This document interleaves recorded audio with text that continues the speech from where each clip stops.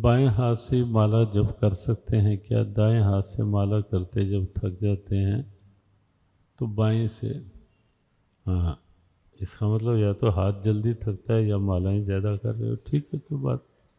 अगर हाथ थक जाता है माला करते, बुरा नहीं है, तो थोड़ी देर के लिए परिवर्तन किया जा सकता है। वैसे शुद्धि की दृष्टि से दायां हाथ ही माना जाता है। शुद्धता की दृष्टि से दाएं हाथ, जो भी पवित्र क्रियाएं, शुभ क्रियाएं होती हैं, हाँ, कोई होते ही सव्यसाची अर्जुन बाएं हाथ से बाण चलाता था, और कोई हैं ही क्या जो बाएं हाथ वाले, जिनका प्रारंभ से अभ्यास ही बाएं हाथ का है, तो वो अलग बात है। वो फिर उस रूप में ही उसको प्रयोग करें कि बाएं को शुद्ध रखें। तो इसलिए अपने यहाँ जो भंडारों में भोजन भी संत करते हैं, तो आप देखेंगे वो एक ही हाथ, वो दो हाथ में ऐसे रोटी तोड़ के या अनाज ऐसे करके नहीं, वो एक ही हाथ का प्रयोग करते हैं, दूसरा हाथ बीच में भोजन में प्रयोग नहीं किया जाता, तो दाएं हाथ से ही।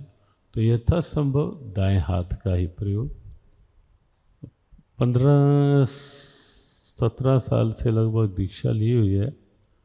कुछ समय से बरसाना जाने को मन रहता है, और राधा नाम का देखो बुरा नहीं है। श्री राधा तो प्राणाधार हैं, ब्रज की अधिष्ठात्री हैं, लेकिन ये निश्चित है, ये निश्चित मानना चाहिए कि भगवान का प्रत्येक नाम कल्याण करने में सक्षम है। जब एक बार गुरु मंत्र होता है, अभ्यास में, ध्यान में, जाप में, वही मंत्र ही रहना चाहिए, और इस निष्ठा और विश्वास के साथ रहें। जिसके पास जो भी मंत्र है, जिसके पास जो इस विश्वास के साथ मंत्र जाप होना चाहिए कि जितने प्रभु के नाम हैं उन सब का, और गुरु मंत्र लिया भी इसीलिए जाता है और आवश्यक भी इसीलिए होता है, ताकि उसके पश्चात मेरा कल्याण, मेरा आधार और मुझे परमात्मा से मिलाने का माध्यम जो मुझे गुरु के द्वारा प्रदत्त मंत्र है, उसे वही है। ये निष्ठा, जैसे भगवान राम ने शबरी से कहा, मंत्र जाप मम दृढ़ विश्वासा। कल्याण आपका कोई नहीं करेगा, भगवान भी नहीं करेंगे। आपको आश्चर्य होगा सुनकर, कल्याण कोई नहीं करेगा, भगवान भी नहीं करेंगे, गुरु भी नहीं करेंगे, ग्रंथ भी नहीं करेंगे। भले ही आपको आश्चर्य हो, कल्याण आपका, आपके अंदर का विश्वास कल्याण करेगा। गुरु के प्रति आपकी कितनी निष्ठा है, कितना विश्वास है, वो कल्याण का हेतु बनेगा।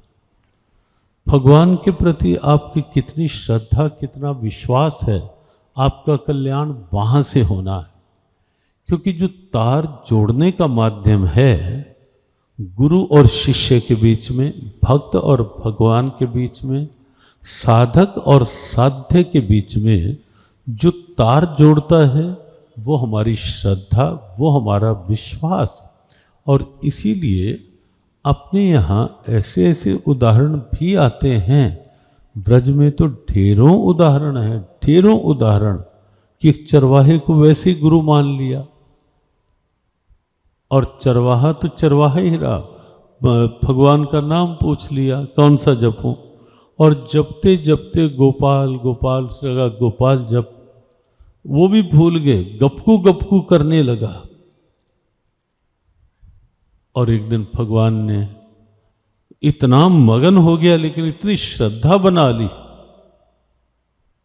कि पहले भूल गए। दूसरी बार किसी ने कहा क्या जप रहा है, बड़ी मुश्किल से दोबारा मुझे ध्यान आया है मंत्र मेरा, नहीं फिर मेरे गुरु नाराज हो जाएंगे कि मंत्र लेके भी नहीं जाप कर रहा। तो निष्ठा बैठ गई, और जपते जपते एक दिन अचानक ऐसी निष्ठा ने स्वरूप, श्रद्धा ने ऐसा स्वरूप ले लिया कि एकदम भगवान चौंके। श्री जी ने पूछा प्रभु क्या हुआ, ये कल्पना नहीं, ये सत्य। कहा क्या हुआ, कहा बस मुझे छोड़ दिया प्रसाद। कहा मुझे अभी जाना पड़ेगा। कहाँ? कहते मेरा एक भक्त जपते जपते इतना डूब चुके, इतना विवल हो गया उस निष्ठा में कि मुझे अभी वहां पहुंचना पड़ेगा। श्री जी ने कहा कि तुम्हें हर टाइम भक्तों की पड़ी रहती है, कम से कम प्रसाद तो ठीक से ले लो। बस छोड़ा। तो श्री जी ने कहा मैं भी जाके देखूं तो सही, भक्त है ऐसा कौन सा कि बीच में प्रसाद भी छोड़ दिया। भागे। जब पहुंचे तो उसको आवाज लगाया, वो मगन था, वो बोल रहा था गपकू गपकू गपकू।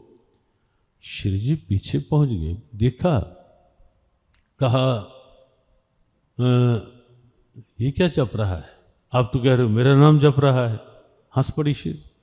ये क्या गपकू गपकू किए जा रहा है और आपको पता नहीं क्या पड़ी होती है, एकदम भागते हो। कहा राधे तुझे नहीं पता, मेरा ही नाम जप रहा है। क्या जप रहा है ये ना देखो, किस श्रद्धा से जप रहा है ये देखो। और फिर कहा मुझे याद है, मेरे तो बहुत से नाम है ना, मुझे याद है एक बार जब मैया बैठी थी और एक माखन का पूरा पेड़ा था अच्छा खासा, और मैंने उठाया मैया के सामने और पूरा मुख खोलकर पूरे का पूरा वो माखन का लौंदा, माखन का पेड़ा पूरे का पूरा मैंने ऐसे मुंह में डाल लिया। और मैया ने मुझे ऐसे किया, गपको कहीं का, सारा इतना बड़ा पेड़ा, इतना माखन एक साथ गपक गया अंदर। तो कहा मुझे याद आया कि नाम तो मेरा ये भी है, गपकू भी। तो श्रद्धा विश्वास ये कभी नहीं सोचना चाहिए कि बस केवल यही, और कहना भी नहीं चाहिए। आजकल ठीक है सोशल मीडिया और मीडिया में हो गया एक प्रचलन कि मंत्र को उठते बैठते नहीं करना चाहिए, ऐसे नहीं। कोई कठिनाई नहीं है, मानसिक जाप आप किसी अवस्था में करो, गुनगुना के जाप आप कभी करो, भगवान का नाम है। वो तो अशुद्ध को शुद्ध करने वाला है, अपवित्र को पवित्र करने वाला है।